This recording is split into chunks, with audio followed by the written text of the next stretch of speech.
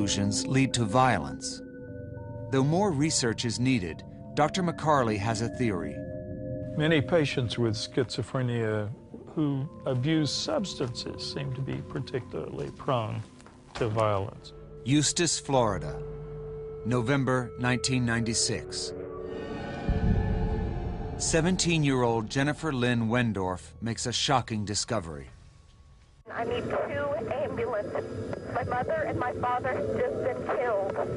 I just walked in the door. I don't know what happened. They are dead. The bodies of her parents have been bludgeoned beyond recognition. It is a grisly scene.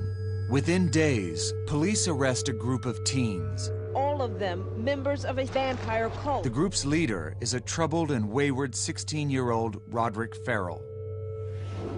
Without hesitation, he confesses to the brutal slayings. He shocks investigators with claims he is a vampire.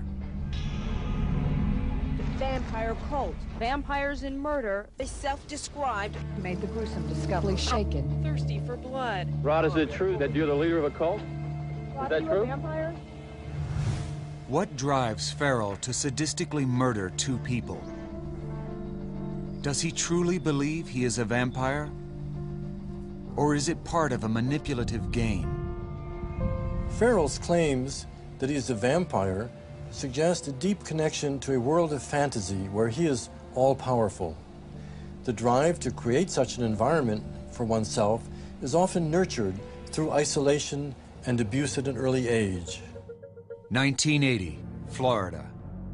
Roderick Farrell is born to a teenage mother. His father leaves her weeks later. Farrell grows up an outcast, moving from home to home. It is a childhood characterized by instability. Later, he claims that members of his family belong to a satanic cult and that he is exposed to brutal rituals and blood sacrifice. As a lonely teenager, Farrell takes refuge in a world of fantasy. He becomes obsessed with vampires, devouring novels and playing a vampire role-playing game. It is a fantasy which holds a special power for the boy. Farrell prowls cemeteries and tells others he is an ancient soul. Farrell spreads his vampire beliefs to a loose cadre of friends and hangers-on. Like him, they are misfits. They play at being vampires and perform rituals where they drink each other's blood.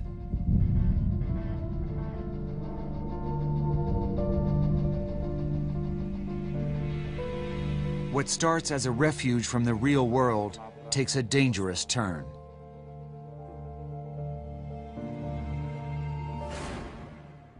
A friend and member of the teens' vampire clan, Heather Wendorf tells Farrell that she wants to break free from her parents. It is the spark that lights the fire.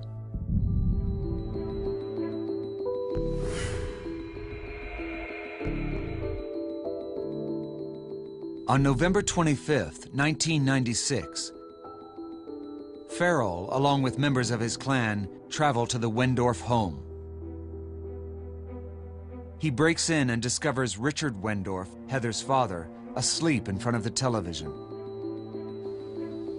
Farrell strikes him with a crowbar over 20 times.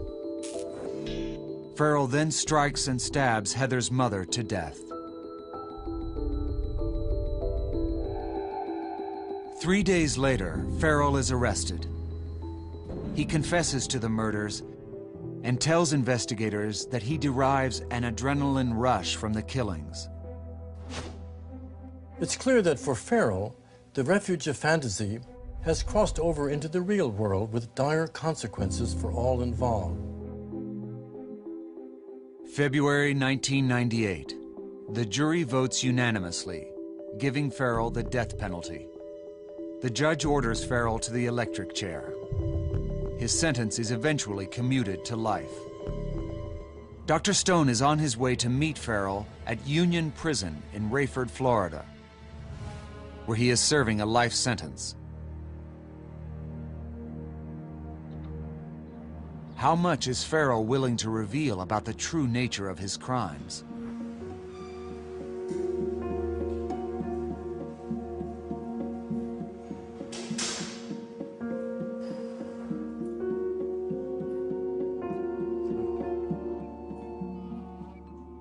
Can you recapture your feeling state, your mind state at the time of the incident? My thoughts and feelings at the time of the incident, in fact, for that entire time period during the course of that year, were perhaps more so elevated than your average individual, to the point that it's incomprehensible to someone that could not have been there themselves. You want to know what it is to be a vampire? It equates to the life, it equates to power. It equates to the very foundation of existence. It's the communion. It's the holy wafer on the tongue. And that is what blood is to a sanguinary vampire. That's what a sanguinary vampire is, a blood feeder.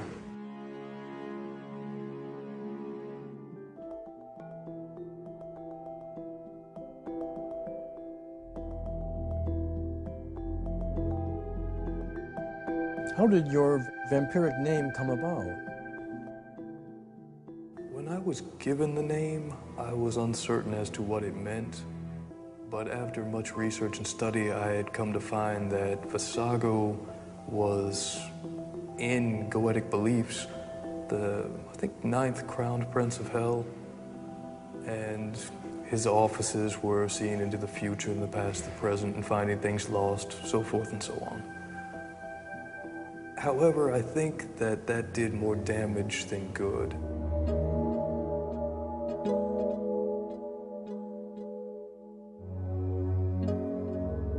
Because many people have associated me with Satanism, and I have to say that although I hold nothing against the satanic beliefs or the people that practice them, I have personally never been involved in such activities or beliefs. Vampirism is not Satanism. They are two separate things.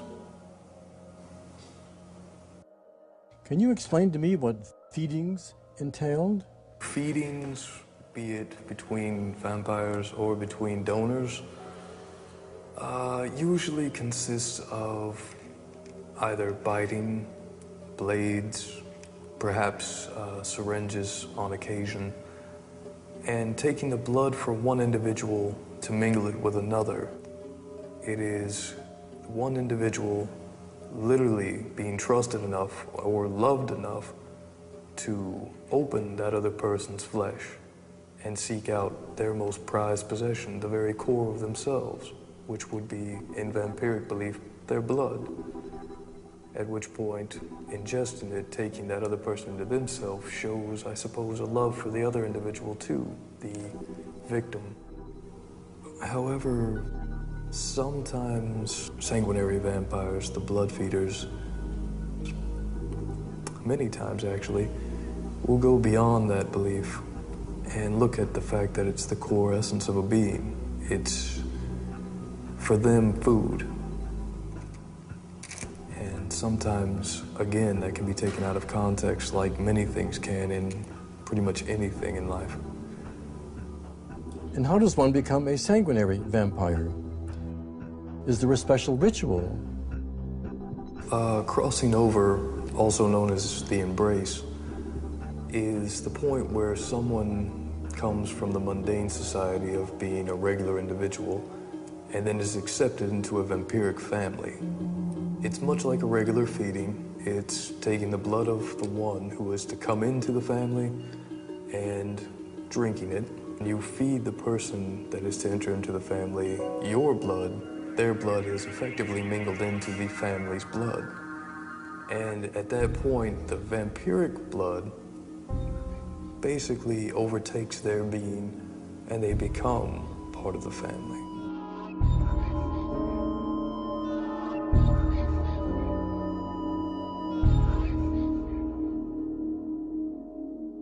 I embraced many individuals. Heather was among one that I allowed the embrace to take place on. Do you have any thoughts now, looking back on your life, as to what may have nudged you in the direction of the bad side or the darker side? I've had over a decade to reflect upon my entire life.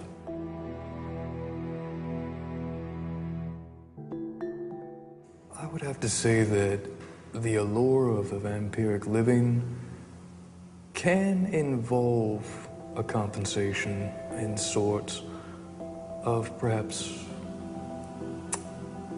people's pasts, individual hurts. It is a way not so much to mend the scars as to cover them for some.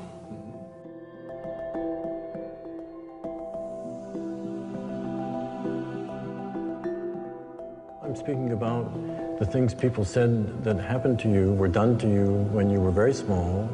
By the Black Mass, which is a dark occultic group. Even from your own grandfather is what I'm talking about. I would rather not go into that, Doctor. That's precisely my point.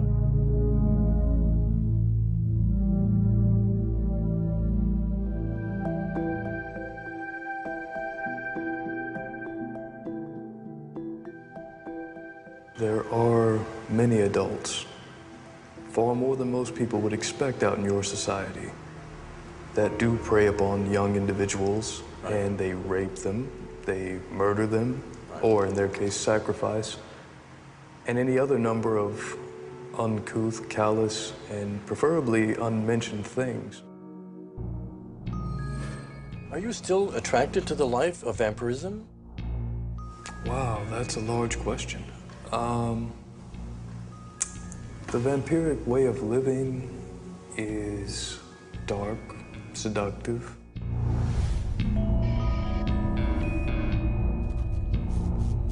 In some cases, you do gain senses of power and power of being.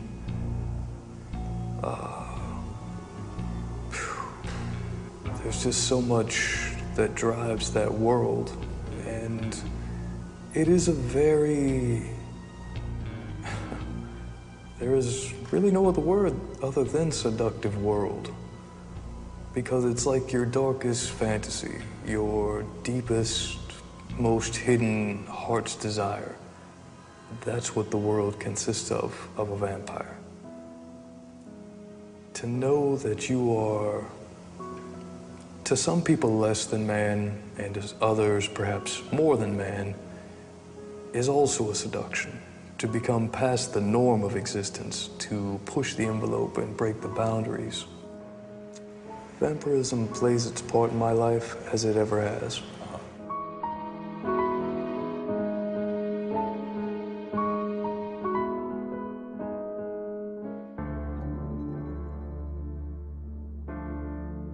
It is impossible to determine whether Farrell truly believes in his claims of vampirism or not. But he continues to express an attraction for them more than 10 years after the crime.